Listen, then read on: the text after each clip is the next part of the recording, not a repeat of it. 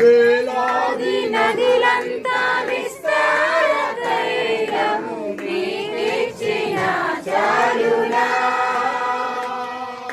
వేలాది నదులంతా విస్తార తైలము నీకిచ్చిన చాలునా.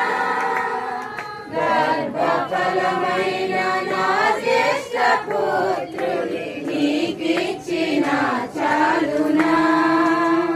గర్భఫలమైన జ్యేష్ఠ పుత్రుని. ఏదైనా పండు కానివ్వండి, కాయ కానివ్వండి, మరి ఏదైనా మొక్కలు కానివ్వండి, ఏదైతే మానవుల్లో ఉన్నటువంటి గొప్పతనం ఏంటంటే మానవుడు సృష్టిలో మనిషిని తన పోలిక చొప్పున తన మనిషిని తయారు చేశాడు. దేవునికి స్తోత్రం. హల్లెలూయా.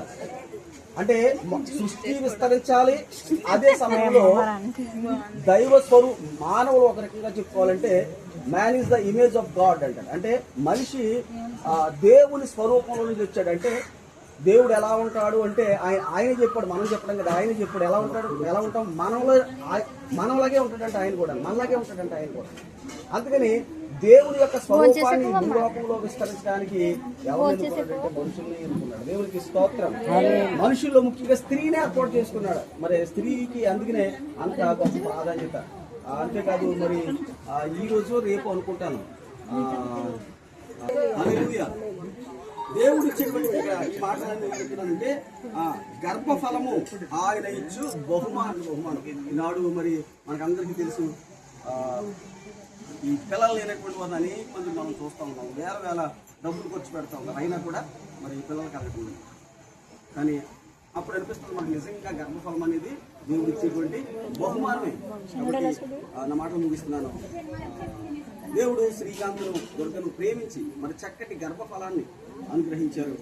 మరి ఆ గర్భఫలము దేవుని యొక్క ఉద్దేశం ఏంటంటే పుట్టినటువంటి ఆడపిల్ల కానీ మగపిల్లలు కానీ ఎవరి రూపంలో ఇస్తున్నాడో ఆయన రూపంలోనే ఇస్తున్నాడు. ఆయన రూపంలో ఇచ్చినటువంటి వారిని మనం ఏం చేయాలి? ఆయన కొరకు పెంచాలి. దేవునికి స్తోత్రం. హల్లెలూయా. ఆయన కొరకు మనం పెంచాలి. ఆయన స్వభావ లక్షణాలు మనం ధరించుకోవాలి.